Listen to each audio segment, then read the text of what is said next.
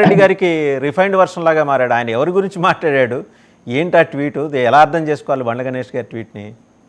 అంటే బండ్ల గణేష్ గారు కూడా ఇటీవల కాలంలో ఆయన వార్తల్లో నిలబడటం లేదు అనుకుంటున్నారో ఏంటో అర్థం కాలేదు, కానీ డైరెక్ట్ గా తీసుకొచ్చారు. ఆయన బేసిక్ గా కాంగ్రెస్ వాదం చెప్తారు. కాంగ్రెస్ వాదం అయినప్పుడు అక్కడ తెలంగాణలో అనేక రకాలైన ఇష్యూస్ జరుగుతూ ఉన్నాయి. దాని మీద ఆయన రియాక్ట్ అయితే బాగుంటుంది, ఎందుకంటే ప్రజలకు సమాధానం చెప్పాల్సినవి చాలా ఉన్నాయి. ఇక్కడ ఆయన దీని గురించి ఇక్కడ ఆయన ఏం రాశాడో చూసారా మస్తాన్ గారు? జీవితంలో ఎవరైనా నీకు సాయం చేస్తే దాన్ని రాయిపై చెక్కించుకున్నట్టు గుర్తుంచుకో, కానీ నువ్వెవరికైనా సహాయం అయితే దాన్ని నీటిపై రాసినట్టు మర్చిపో. నిజమైన మంచితనం అంటే మళ్ళీ ఏమీ ఆశించకుండా చేయటం. ఎవరి గురించి ఆయన హఠాత్తుగా ఇలా పెట్టేశాడు? అదే నేను స్పిరిచువల్ గా వెళ్ళిపోయినట్టుగా అనిపిస్తా ఉంది దానిలో. నీటి మీదను రాళ్ళ మీద చక్రాలు ఇవన్నీ అంటున్నారంటే ఆయన అదే మీరు అన్నట్టు జానారెడ్డి గారు లేకపోతే కొంతమంది మాట్లాడితే అర్థం కాదన్నట్టు ఆన్సర్ ఎవరు తెలియదు. బొత్స గారు మాట్లాడినా కూడా కొంత అర్థం చేసుకోవడానికి ఆ ప్రెస్ మీట్కి వచ్చిన తర్వాత సాయంత్రానికి కానీ మనకు అర్థం కాదు ఆయన ఏమన్నారు ఏంటి అనేది.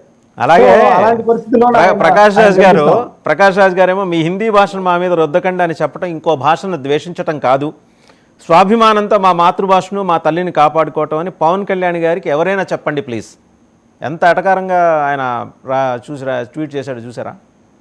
అదే సార్, ఇప్పుడు ఒక పార్టీ అధినేతగా ఇక్కడ ఉన్నారు, ఆయన ఎన్నికల్లో ఘన విజయం సాధించారు, దేశవ్యాప్తంగా ప్రభావితం చూపిస్తున్నారు.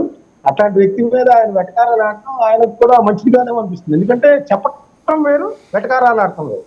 ఆయన ఒక అభిప్రాయం ఆయనకు విభిన్నంగా అనిపించచ్చు, పవన్ కళ్యాణ్ గారు చెప్పింది ఆ అభిప్రాయం నాకు నచ్చలేదని చెప్పచ్చు. దాన్ని వెటకారం చేసి ఎవరో బ్రహ్మానందం గారితోనో వాళ్ళతో చెప్పండి, లేకపోతే సిపిఐ నేత రామకృష్ణ కూడా బ్రహ్మానందం గారి చేతి చెప్పించండి అని. ఆయన పొద్దున్న లేస్తే తెలుగుదేశం క్యాంపులో కనిపిస్తుంటాడు. ఆయన మళ్ళీ మరి అదే క్యాంపులో ఉన్న పవన్ కళ్యాణ్ గారి మీద విమర్శలు. పొద్దున్న లేస్తే ఆయన మనుగడంతా దాని మీద తెలుగుదేశం పార్టీ దయాదాక్షణల మీద ఆధారపడిందని శ్రీనివాస్ చౌదరి గారి దగ్గర నుంచి అందరికీ తెలుసు. ఆయన పొద్దున్న లేస్తే పవన్ కళ్యాణ్ మీద ఒంటికాల మీద లేస్తుంటాడు. అదే సార్, సిపిఐ రామకృష్ణ గారు ఏంటంటే నాకైతే అర్థం కాదంటే వాళ్ళ పార్టీ పునర్నిర్మాణానికి కానీ వాళ్ళ పార్టీ జిల్లాల్లో బలపడటానికి కానీ ఒక పక్కన తెలంగాణలో అంటే ఉంటే పునర్నిర్మాణం అనే మాట వస్తుంది, లేని దాని గురించి నిర్మాణమే లేని దానికి పునర్నిర్మాణం ఎక్కడి నుంచి వస్తుంది?